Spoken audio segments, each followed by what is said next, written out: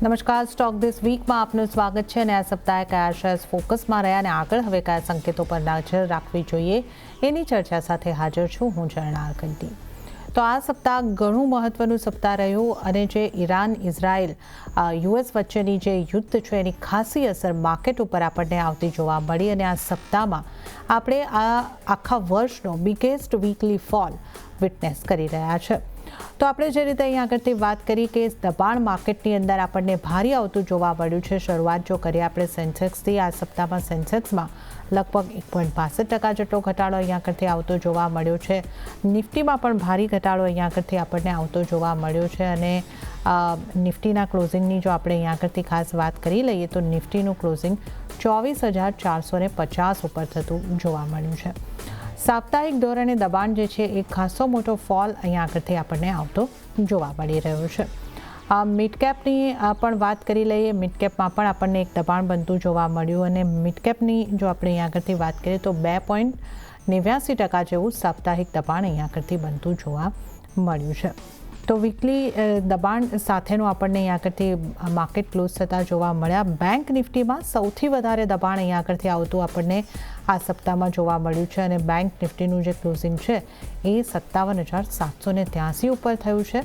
Bank નિફ્ટીમાં લગભગ 4% આસપાસનું દબાણ બનતા આપણે જોઈ શકીએ છીએ. તો આ આપણે અહીં આગળથી ઇન્ડાઇસીસની વાત કરી. જો સેક્ટરની વાત કરીએ તો મોટા ભાગના સેક્ટરની અંદર આપણને આ સપ્તાહમાં દબાણ જ આવતું જોવા મળ્યું.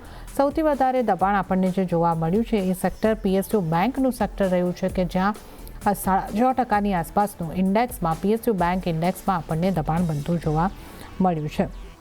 આ ઉપરાંત રિયલ્ટી સેક્ટરમાં પણ ખાસું એવું દબાણ રહ્યું છે. ઓટો સેક્ટરમાં પણ દબાણ રહ્યું છે અને ફાર્મા એકમાત્ર સેક્ટર એવું રહ્યું વીકલી ધોરણે કે જે આપણને ફ્લેટ બંધ થતું જોવા મળ્યું છે. બાકીના મોટા ભાગના સેક્ટરની અંદર આપણને દબાણ રહેતું જોવા મળ્યું છે.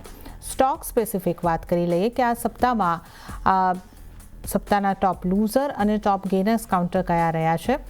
તો ટોપ લૂઝરથી શરૂઆત કરીએ. ઇન્ટરગ્લોબ એવિએશન આ સપ્તાહનો ટોપ લૂઝર કાઉન્ટર રહ્યો છે અને અહીંયા આગળ 8.76%નું દબાણ આપણને બનતું જોવા મળ્યું છે, એટલે લગભગ 9.5%નું દબાણ.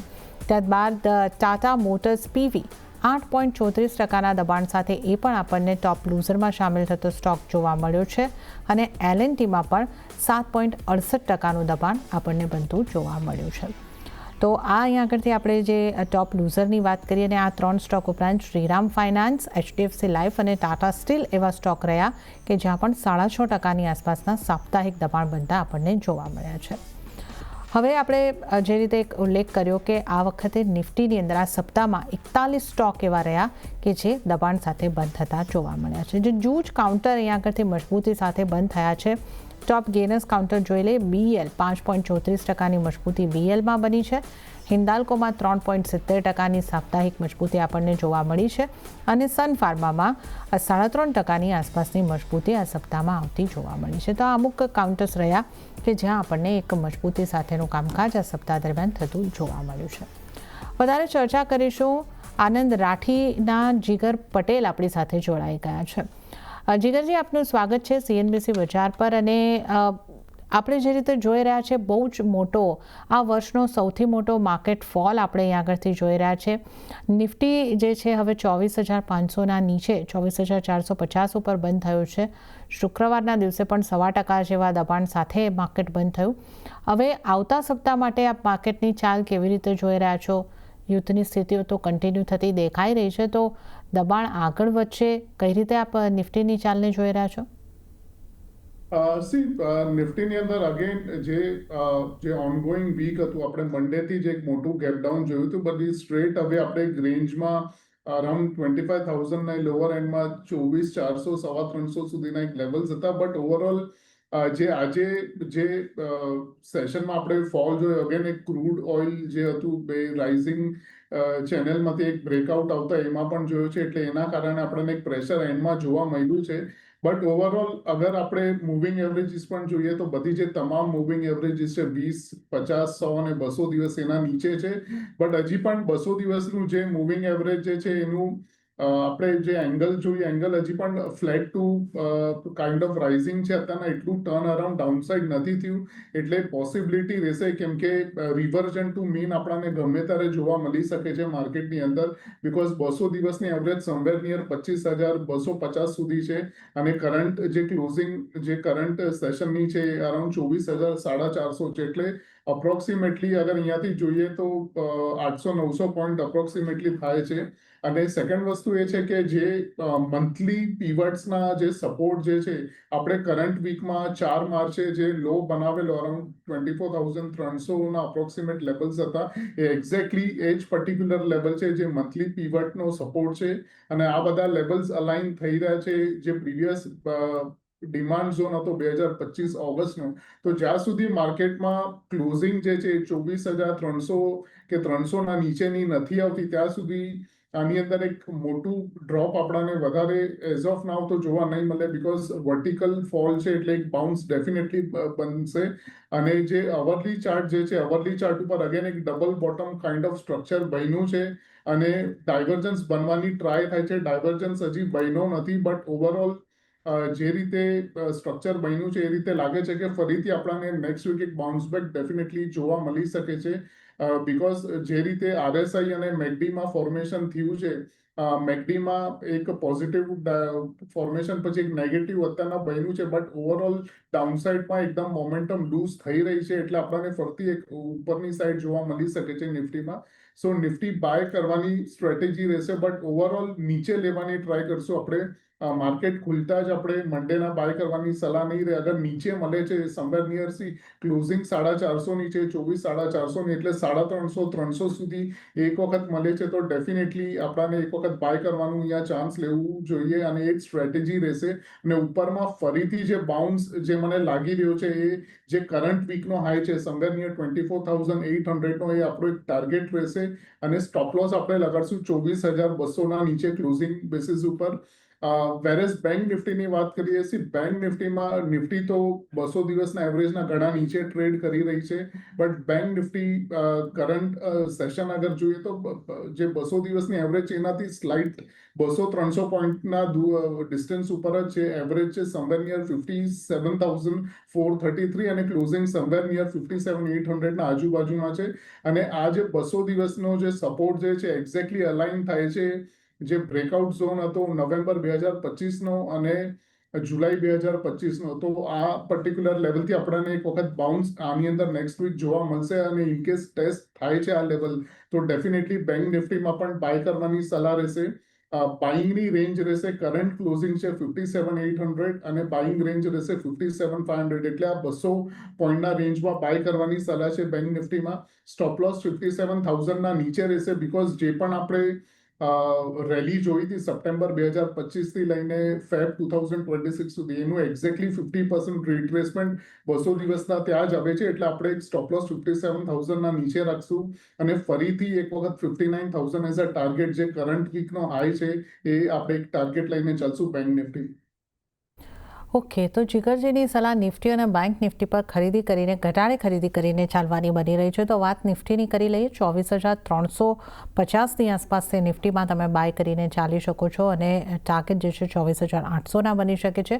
24,200નો સ્ટોપ લોસ તમારે ધ્યાને રાખવાનો રહેશે. તો આ નિફ્ટી માટે આ સલાહ જે બની રહી છે જીગરજી તરફથી બાયની. અને બેંક નિફ્ટીની પણ વાત કરીએ તો અહીંયા પણ ઘટાડે ખરીદી કરીને ચાલવાની સલાહ બની રહી છે. 57,000નો સ્ટોપ લોસ તમારે ધ્યાને રાખવાનો રહેશે અને 59,000ના ટાર્ગેટ માટે ખરીદી કરીને ચાલવાની સલાહ નિફ્ટી બેંકમાં પણ બની રહી છે. તો હવે આપણે વાત કરી લઈએ ખાસ કરીને સ્ટોક સ્પેસિફિક. ઇન્ટરગ્લોબ એવિએશનથી આપણે શરૂઆત કરીએ જીગરજી. નિફ્ટી 50નો ટોપ લૂઝર આ સપ્તાહનો રહ્યો છે અને મોટું દબાણ આપણે જે રીતે જોઈ શકીએ છીએ 0.9% આસપાસનું દબાણ આ વીકમાં આ સ્ટોકની અંદર બનતું જોવા મળ્યું છે. કઈ રીતે આપ જોઈ રહ્યા છો ઇન્ટરગ્લોબ એવિએશનના કાઉન્ટરને અને અહીંયા તમારી સલાહ કઈ રીતની બનશે? ઇન્ટરગ્લોબ એવિએશનમાં અગેન મને હજી પણ યાદ છે આપણે લાસ્ટ 1.5-2 મહિનાથી આની અંદર જે મોટો ફોલ આવેલો સમવેર નિયર 5,200થી લઈને 4,500 સુધી, હજી પણ મારું વ્યૂ સેમ જ છે. બાઇંગ તો ડેફિનેટલી નથી કરવાની, બિકોઝ જે રીતે જૂન 2025 થી લઈને નવેમ્બર 2025 સુધી આની અંદર જે ડિસ્ટ્રીબ્યુશન થયું હતું 6200ના ઝોનથી લઈને 5600ના ઝોન સુધી, એના પછી જે ફોલ આવ્યો છે એ ડેફિનેટલી એક મોટું રીઝન આપણે કહીએ તો ડિસ્ટ્રીબ્યુશન પછી આટલો મોટો જ ફોલ આવે, અને જેટલા પણ અત્યારના પુલબેક આવે છે ઉપરની સાઈડ ઉપર, તો એ પુલબેક આપણે વેચવા માટે યુઝ કરી શકીએ છીએ. અને ઇનકેસ કોઈના ઓલરેડી નીચેના લેવલ્સથી બાય છે અને નેક્સ્ટ વીક અગર બાઉન્સ આવે છે આની અંદર 4800 સુધી પણ કે 4700 સુધી પણ, તો એક વખત નીકળવાની સલાહ રહેશે. અને બાઉન્સ આવે છે તો કોઈને ફ્રેશ પોઝિશન કરવી હોય તો એક વખત 4800 4700ના ઝોનમાં એક વખત શોર્ટ સેલ કરવાની સલાહ રહેશે. સ્ટોપ લોસ જે રહેશે એ આપણે 4900ના ઉપર રાખશું ક્લોઝિંગ બેસિસના ઉપર, અને નીચેમાં મને એટલીસ્ટ હજી પણ 4000 3900 સુધીના લેવલ્સ એક્સપેક્ટેડ છે બેઝડ ઓન વીકલી ચાર્ટ. ને જોતા અહીં આગળથી શોર્ટ સેલ તરફ રહેવાની સલાહ. ઇન્ટરગ્લોબ એવિએશન એટલે કે ઇન્ડિગોના કાઉન્ટર માટે 4900નો સ્ટોપ લોસ, નીચેની તરફના ટાર્ગેટ જે છે એ 4000 કે 3900 સુધીના બની શકે છે, તો અહીંયા સેલ કરીને ચાલો. આગળ આપણે વાત કરી લઈએ L&Tના સ્ટોકની. સતત આ સપ્તાહ દરમિયાન આ કાઉન્ટર આપણને દબાણમાં જતું દેખાયું, અને અહીંયા પણ 7.5%ના સાપ્તાહિક દબાણ સાથે આનું ક્લોઝિંગ આપણે થતા જોઈ રહ્યા છે. તો L&Tના સ્ટોકને તમે કઈ રીતે જોઈ રહ્યા છો, અને અહીંયા તમારી સલાહ કઈ રીતની બનશે? L&Tમાં ઓલરેડી અગર આપણે જોઈએ તો ટોપ ઉપરથી જે રીતે કરેક્શન આવ્યું છે, અગર કરેક્શન આપણે જોઈએ તો almost in terms of points જોઈએ તો અરાઉન્ડ 700 પોઈન્ટ્સનું આવ્યું છે, પર્સન્ટેજ ટર્મ્સમાં 15%નું આવ્યું છે, અને 200 દિવસની એવરેજ જે આપણે લાસ્ટ 2 દિવસ પહેલા ટેસ્ટ થતા જોઈ હતી એના ઉપર જ ક્લોઝિંગ પણ આવ્યું છે. સાથે સાથે ઇચિમોકુ ક્લાઉડનો સપોર્ટ પણ છે, અને સાથે જે મંથલી સપોર્ટ છે પીવટનો એ પણ આપણાને 3900ના ઝોન આગળ દેખાય છે. એટલે આની અંદર પણ બાય કરવાની જ સલાહ રહેશે, બીકોઝ ઇન્ડિકેટર્સ હેવીલી ઓવરસોલ્ડ લાગે છે. એટલે આની અંદર પણ આપણને બાઉન્સ ડેફિનેટલી જોવા મળશે. એટલે નેક્સ્ટ વીક જે કરંટ ક્લોઝિંગ છે ત્યાંથી 3900 સુધી મળે તો પણ બાય કરવાની સલાહ છે. 3850ના નીચે ક્લોઝિંગ બેસિસ ઉપર આપણે એક સ્ટોપ લોસ લગાડશું, અને ઉપરમાં 4100 ને 4150 સુધીના આપણે એક ટાર્ગેટ લઈને ચાલશું L&T. ઓકે, તો 4150 સુધીના ટાર્ગેટને લઈને આપણે L&Tને માટે ધ્યાને રાખીને ચાલી શકીએ છીએ. તો આપણે L&Tના આ સ્ટોકની ખાસ ચર્ચા કરી છે. હવે આગળ જીગરજી આપણે મેટલ્સ કાઉન્ટરની વાત કરી લઈએ. મોટાભાગના મેટલ્સ કાઉન્ટર તો આપણને દબાણ તરફ રહેતા દેખાયા, જેમ કે ટાટા સ્ટીલ 6.5%ની આસપાસનું દબાણ સાથે સાપ્તાહિક ધોરણના દબાણની જ્યાંથી વાત કરું તો બનતું દેખાયું છે. JSW સ્ટીલમાં 2.5%નું દબાણ બનતું દેખાયું હતું. સેલ જેવા કાઉન્ટરમાં પણ 6.5%ના સાપ્તાહિક દબાણ, પણ નાલ્કોનું કાઉન્ટર એક એવું રહ્યું કે જે 11-11.5% મજબૂતી સાથે બંધ થયું છે. તો જે મેટલ રિલેટેડ કાઉન્ટર છે એને કઈ રીતે જોઈ રહ્યા છો? આ એલ્યુમિનિયમ રિલેટેડ કાઉન્ટર નાલ્કો એક ખાસું ચાલી ગયું, ત્યાં તમારી કઈ રીતની સલાહ બનશે? નાલ્કો અને હિન્ડાલ્કો મને બંને એઝ ઓફ નાઉ ગમી રહ્યા છે. નાલ્કોની અગર વાત કરીએ તો મેજર રેઝિસ્ટન્સ હતો 386નો, એના ઉપર જ આપણે ક્લોઝિંગ આવી છે કરંટ વીકમાં 396 આગળ, અને મોમેન્ટમ ઇન્ડિકેટર્સમાં ફ્રેશ બુલિશ બાયસ અગર આપણે કહીએ તો બુલિશ ક્રોસઓવર એક ટ્રિગર થઈ રહ્યું છે કરંટ વીકમાં. તો નેક્સ્ટ વીકમાં અગેન બાય ઓન ડિપ્સ કરી શકીએ છીએ. નાલ્કોને 390 સુધી મળે તો પણ બાય કરવાની સલાહ છે. 380ના નીચે એક સ્ટોપ લોસ રહેશે, અને ઉપરમાં આપણે 415 સુધીના એક ટાર્ગેટ નેશનલ એલ્યુમિનિયમમાં રહેશે. સેકન્ડ છે હિન્ડાલ્કો, પણ સિમિલર લાઇન્સ ઉપર જ ક્લોઝ આવી છે. પ્રીવિયસ બ્રેકઆઉટ રેન્જ હતી 950ની, એના ઉપર આપણે ક્લોઝિંગ આપી છે. કરન્ટલી 959 છે, અને કરંટ વીકમાં આપણે ઓલમોસ્ટ 980 સુધીના લેવલ્સ પણ જોયા છે. તો આની અંદર પણ એક વખત નેક્સ્ટ વીકમાં જે બાઇંગ રેન્જ રહેશે 960 થી 955ના ઝોનમાં બાય કરવાની સલાહ રહેશે. 935ના નીચે એક સ્ટોપ લોસ રહેશે ક્લોઝિંગ બેસિસ ઉપર, અને ઉપરમાં 985 990ના ટાર્ગેટ હિન્ડાલ્કોમાં લઈને ચાલશું. અન્ય નિષ્ણાતો કઈ રીતની સલાહ આપી રહ્યા છે એના ઉપર પણ નજર કરી લઈએ તો પ્રુડન્ટ કોર્પોરેટ એડવાઇઝરીના પ્રદીપ હોચંદાણીની સલાહ જે બની રહી છે, નિફ્ટીને બાય કરીને ચાલવાની એવો ટાર્ગેટ જોઈ રહ્યા છે 24,600 સુધીનો, અને સ્ટોપ લોસ 24,300નો રાખવાની સલાહ પ્રુડન્ટ કોર્પોરેટ એડવાઇઝરીના પ્રદીપ હોચંદાણી તરફથી મળતી જોવા મળી રહી છે. હવે આપણે નજર કરીએ HDFC સિક્યોરિટીઝના વિનય રાજાણીની સ્ટ્રેટેજી પર. એમણે નિફ્ટીને સેલ કરીને ચાલવાની સલાહ આપી છે 24,450થી સેલ કરીને ચાલો. સ્ટોપ લોસ 24,600નો ધ્યાને રાખશો, અને ટાર્ગેટ તેઓ જોઈ રહ્યા છે 24,200નો.